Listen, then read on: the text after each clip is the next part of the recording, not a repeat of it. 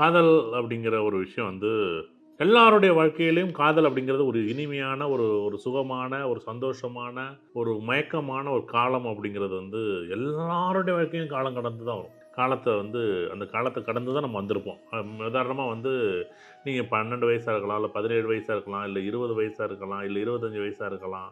இந்த காதல்ங்கிறது ஏதோ ஒரு ஒரு பருவத்தில் ஏதோ ஒரு விஷயத்து மேலே ஆசைப்பட்டிருப்போம். காதல்ங்கிறது ஒரு அன்பு தானே. அது யாரோ ஒருத்தருக்கு மேலே இருக்குமானே இருக்கும். இந்த 12 லக்கணங்களுக்கும் இந்த காதல்ங்கிற ஒரு வாழ்க்கை எப்படி இருக்கும் அப்படின்னா, உதாரணமா நம்ம மேஷ லக்னத்த வச்சு நம்ம பேசுவோம். நான் ஒரு 17 வயசுலேருந்து நான் 27 வயசுக்குள்ள ஒரு காலகட்டத்த நான் எடுத்துக்கிறேன். ஒரு 17 வயசுலேருந்து 27 வயசுக்கு எனக்கு ஒரு மேஷ லக்னம் போணுச்சு அப்படின்னா, இனம் புரியாத அப்படின்னா, யார் பேச்சும் கேட்க மாட்டேன். அப்பா பேச்சு கேட்க மாட்டேன், அம்மா பேச்சு கேட்க மாட்டேன், நண்பர்கள் பேச்சு கேட்க மாட்டேன். இது சரியா? இது தவறா? இது நல்லதா? இது கெட்டதா? இது வேணுமா? வேண்டாமா? இது எந்த இடத்துல போய் நிக்கும்? எவ்வளோ சங்கடங்கள குடுக்கும்? படிப்ப கெடுக்குமா? படிப்ப கெடுக்காதா? என் வாழ்க்கையில எவ்வளோ தூரம் நல்லது இருக்கு? எவ்வளோ தூரம் கெட்டது இருக்கு? அதெல்லாம் எதுவுமே புரியாது. புடிச்ச மயிலுக்கு 3 கால்னு சொல்லுவோம்ல. இது என்ன அப்படின்னா, இது அந்த காதலோட ஆழம் வந்து ஒரு மேஷ லக்னம் போகும்போது, யாராச்சும் அப்பா, அம்மா சொல்லியோ, இல்ல யாரோ சொல்லி பிரிக்க முடியுமான்னு பிரிக்க முடியாது. நீங்க அது ரொம்ப கஷ்டம். ரொம்ப கஷ்டம். அது என்னன்னா பக்குவமா நம்ம இது சரி, இது தவறுன்னு எடுத்து சொல்லி புரிய வைக்கக்கூடிய இடத்துல இல்ல. அந்த இடத்துல என்ன சொல்லணும்? "அப்பா, நீ படிச்சு முடிங்க. படிச்சு முடிச்சது பிறகு நம்ம பேசுவோம். நீ பண்ணாதன்னு சொன்னா எப்படி அது அது தவறுன்னா, சரின்னா அது நம்ம இடத்துலயே பார்த்தா அது தவறா இருக்கலாம். அப்பா, அம்மா இடத்துலயும் பார்த்தா தவறா இருக்கலாம். அது இப்போ அது மகனோ இல்ல மகளோ இருந்த இடத்துல என்ன பார்த்தா சரியா தானே இருக்கும்.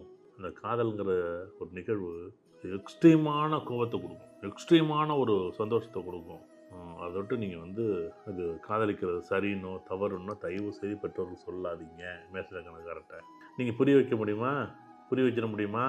புரிய வச்சா மட்டும் உடனே அப்படியே கேட்டுருவாங்களா? கேட்கவே மாட்டாங்க. அவர்களுக்கு ஒரே ஒரு விஷயம், காலமும், நேரமும், பொறுமையும் கொஞ்சம் உங்களுக்கு அவசியம். யாரு? இந்த அப்பா, அம்மாவுக்கு. நீ படிப்ப மட்டும் பாரு, படிப்ப மட்டும் முடி. அதுக்கு பிறகு எத வேணாலும் பேசிக்கலாம்.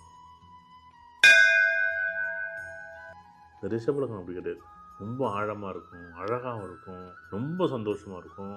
ஆனா, படிப்பு வந்து இந்த ரிஷப லக்னம் முழுக்க முழுக்க காதலால தான் படிப்பே, வாழ்க்கையே மொத்தமும்.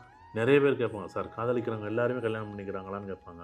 அது தனியா நான் ஒரு வீடியோ பதிவு பண்றேன். சார் எந்த லக்னக்காரர்கள் காதலிச்சா கடைசி வரையுமே வந்து கல்யாணம் பண்ணுவாங்க அப்படின்னு ஒரு இது இருக்கு. இது காதலோட அமைப்பு எப்படி இருக்கும்? இந்த ரிஷப லக்னம் போகும்போது வந்து அப்படியே அவ்வளோ அழகா இருக்கும். அவ்வளோ சந்தோஷமா இருக்கும். ரொம்ப அதான் சொல்றேன்ல, இந்த ரிஷப லக்னம் போகும்போது ஒரு 17 வயசுலேருந்து 27 வயசு ஒரு பையனா இருந்து காதலிச்சா, ஒரு பொண்ணு காதலிச்சா, அந்த மாரி ஒரு காதல் ஜோடிய நீங்க பார்க்கவே முடியாது. நீங்க அந்த ஸ்கூல்லயே, அந்த காலேஜ்லயே நீங்க பார்க்கலாம். ஆனா வாழ்க்கைங்கிறது மொத்தமா என்ன பண்ணும்? அந்த காதலால அந்த வாழ்க்கைங்கிறது மொத்தமா 0லேருந்து ஆரம்பிக்கும். அதுதான் கொடுமையான இருக்கும். அதாவது ஒரு மிகப்பெரிய புத்திசாலி, மிகப்பெரிய அனுபவசாலி, மிகப்பெரிய ஒரு வெற்றியாளன், மிகப்பெரிய சாதனையாளன். அங்க ஒரு தேக்கம் வரும் பாருங்க. அத வந்து வார்த்தைகளால் விவரிக்க முடியாத காதல் இந்த ரிஷபம். ஆனா, அந்த மிதுனம் அப்படி கிடையாது. உலகத்திலே புத்திசாலித்தனமான காதல். காதலிக்கும், மகிழ்ச்சியா இருக்கும், சந்தோஷமா இருக்கும், அப்படியே பேசுறோம். ஆனா, காரியத்தில நம்பர் 1 எப்படி? காரியவாதின்னு சொல்லுவோம்ல. தயவு செய்து இந்த மிதுன லக்கணம் போகும்போது, இதில மிதுன ஏஎல்பி போகும்போது 10 வருஷ காலம் எவனாச்சும் ஒரு பொண்ணோ, புள்ளையோ காதலிச்சா, அது பொண்ணு காதலிச்சாலும் சரி, அது புள்ள காதலிச்சாலும் சரி, ஏஎல்பி மிதுனமா போகும்போது, அது காரியத்தோட என்ன பண்ணும்? அவன் யாரு? அந்த பொண்ணு யாரு? பொண்ணு நல்லா படிக்குது. பொண்ணு ரொம்ப சூப்பரா இருக்கு. பொண்ணு தெளிவா இருக்கு. பொண்ணு அப்படியே காதல், அழகு ஒரு இப்ப இதே மேஷமா இருந்தா அழக பார்க்கும். அதே மிதுனமா இருந்தா அறிவையும் பார்க்கும், அழகையும் பார்க்கும். புத்திசாலியாவும் இருக்கணும், அழகாவும் இருக்கணும். அவங்களுடைய அமைப்பு முறைகள் எல்லாத்துக்கும் நமக்கு ஒத்து போகுமான்னு பார்க்கும். காதலிக்கிறதுக்கு முன்னாடி என்ன பண்ணும்? இந்த நேரத்தில ஒருத்தன் காதலிச்சான்னா, ஆனா இந்த ரிஷபலக்னம் அப்படி கிடையாது. அது ஒரே ஒரு மகிழ்ச்சியா இருக்கும். அவ்வளோதான் அதுக்கு. ஆனா இந்த மிதுன லக்னம் வரும்போது என்ன பண்ணும்? அடடடா! என்னங்க நீங்க அப்படி நீங்க மிதுன லக்னம் போகும்போது கல்யாணம் காதல் பண்ணா, உண்மையிலே கல்யாணம் வரைக்குமே போகும். 99% பார்த்தீங்கன்னா, இதான் பொண்ணு, இதான் பையன்னு முடிவு பண்ணுவாங்க. உண்மையிலே வாழ்க்கையே ஓரளவுக்கு புரிதலோட இருக்கும். ஏன்னா, அது பொண்ணா இருந்தாலும் ரொம்ப, "அப்பா அந்த பொண்ணு ரொம்ப உஷாருப்பா, இந்த பையன் ரொம்ப உஷாருப்பா" அப்படி நீங்க காதலிக்கும்போது, இல்ல, இல்ல.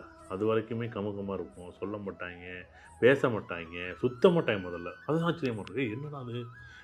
ஒரு அ அ இந்த ரிஷப லக்னம் போனா, கைய புடிச்சு நடந்து போகும். ஆனா மிதுன லக்னம் கைய புடிச்சாலும் நடந்து போகாது. ஒரு இடத்துக்கு கூட நகராது. படிப்புனா படிப்பு. படிக்கணும். படிச்சு முடிச்சதும் பிறகு தான் எல்லா வார்த்தையும் பேசும்.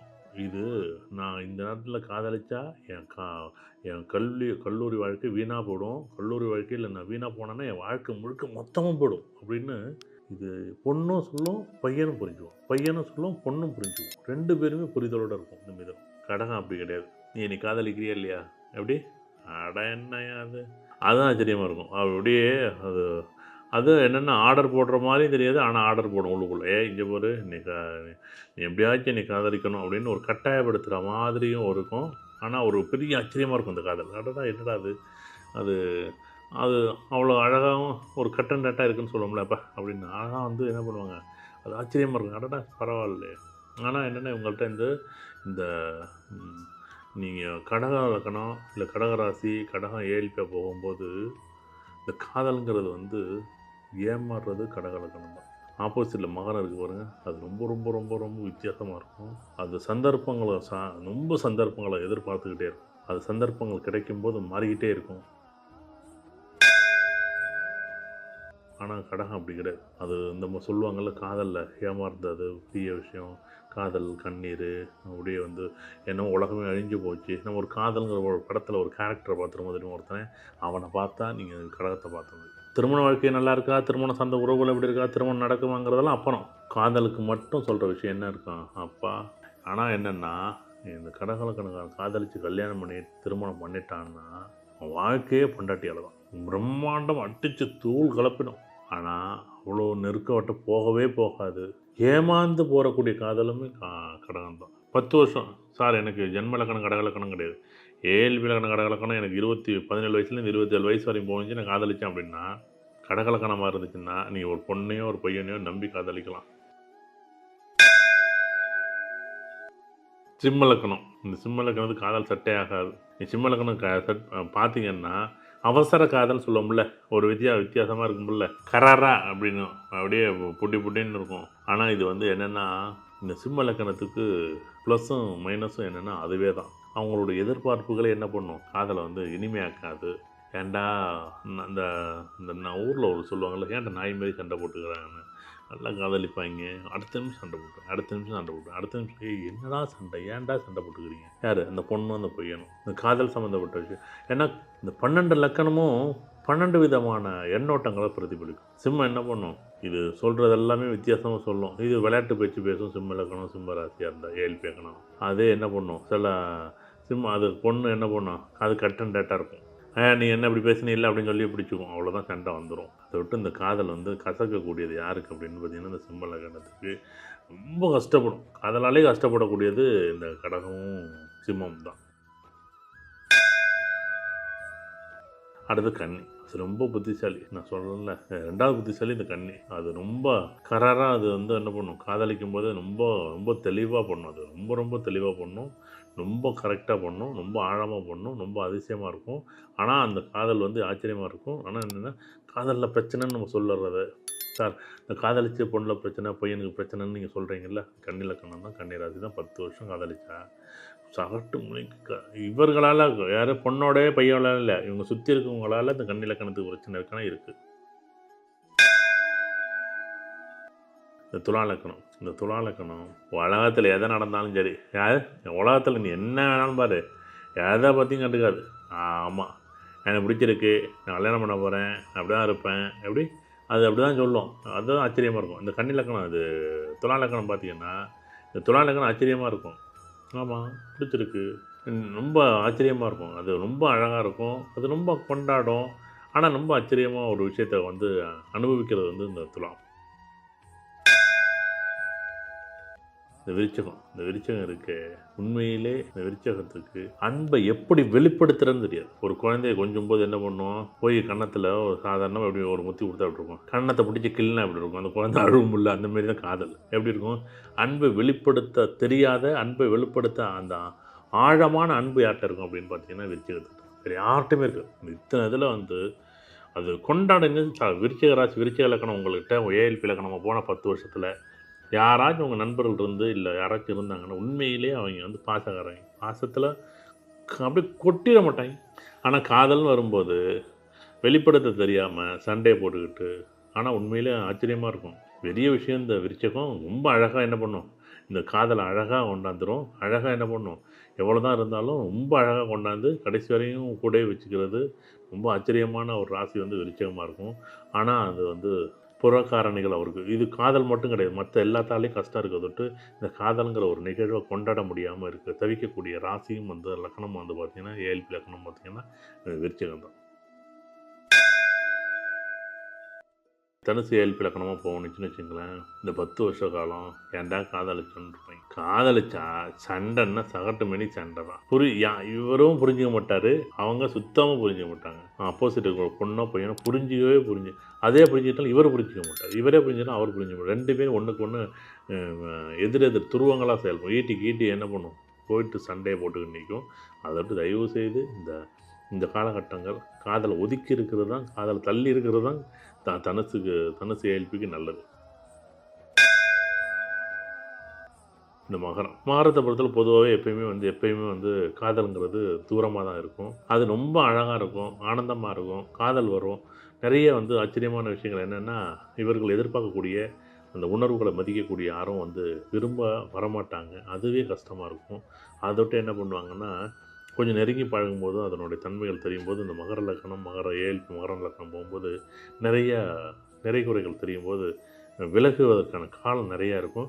நிறைய காதலால் கஷ்டப்படக்கூடிய ஒரு ராசி வந்து பார்த்திங்கன்னா, லக்னம் வந்து பார்த்திங்கன்னா, ஏஎல்பி லக்னம் பார்த்திங்கன்னா மகரம் தான். அது கொஞ்சம் கவனமாக இருக்கணும். 17 வயசுலேருந்து 27 வயசு வரைக்கும் ரொம்ப கவனமாக இருக்க வேண்டியது மகரம் ஏஎல்பி.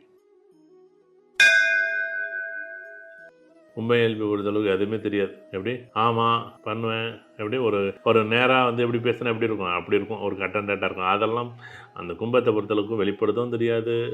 ஆனால் என்னென்னா, ஓகே பரவாயில்ல அப்படின்னு சொல்கிற இடத்துல தான் இருக்கும். ஒன்றும் காதலுக்கு அது ஒன்றும் இல்லை. ஆனால் என்னென்னா, சண்டை போட்டுக்கிட்டே இருக்கும், புரிதல் இருக்காது, ரொம்ப கஷ்டமாக இருக்கும்.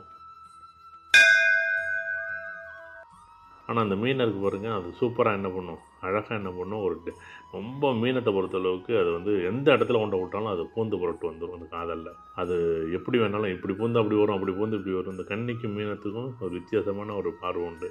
எப்பயுமே இது 2 ராசியும் வந்து காதலை வந்து ஆச்சரியமாக கொண்டாடும். எதிர்பார்த்ததை விட என்ன பண்ணும், ஆச்சரியமாக இருக்குது. எப்பட்றா இவங்க மீன ராசிக்காரங்க மட்டும் எப்பட்றா சமாளிக்கிறாங்க. சண்டையே வந்தாலும் என்ன பண்ணுவேன், சமாளிப்பாங்க. சண்டையே வந்தாலும் ஏன்டா அதுகிட்ட பேசுனேன், ஏன்டா இவன்கிட்ட பேசுனேன், ஏன்டா இதுகிட்ட பேசுனான்னு சண்டை வந்துச்சுன்னா அது அப்படியே எப்படி சமாளிப்பாங்க. அது இந்த மீனை ஏல்பி போகும்போது 10 வருஷ காலம் அப்படியே அழகாக சமாளிப்பாங்க. சமாளிக்கக்கூடிய தன்மை இருக்கும். அது வந்து இந்த மீனராசிக்கே உள்ள தனித்தன்மையாக இருக்குமான சமாளிக்கும். தெரியவே தெரியாது. நீங்கள் ஆச்சரியமாக பார்க்கலாம். அதை விட்டு மீனராசி வந்து பார்த்திங்கன்னா நிறைய காதல் அனுபவங்கள் நிறையா இருக்கும். மீனராசியை பொறுத்தளவு ஏஎல்பியாக போகும்போது இந்த காலகட்டங்கள் வந்து ஆச்சரியங்கள் இருக்கும். நிறைய வந்து புரிதல் இருக்கும். காலம் கடந்து தான் அவங்களுக்கு வந்து நிறைய விஷயங்கள் அமையும். அதை விட்டு வந்து இந்த காதல் 12 லக்கணமும் ஏஎல்பி லக்கணமும் போகும்போது அவரவர்களுக்கு எப்படி ஏஎல்பி இருக்கும் அப்படிங்கிறத நம்ம கண்டிப்பாக நீங்கள் பாருங்கள்.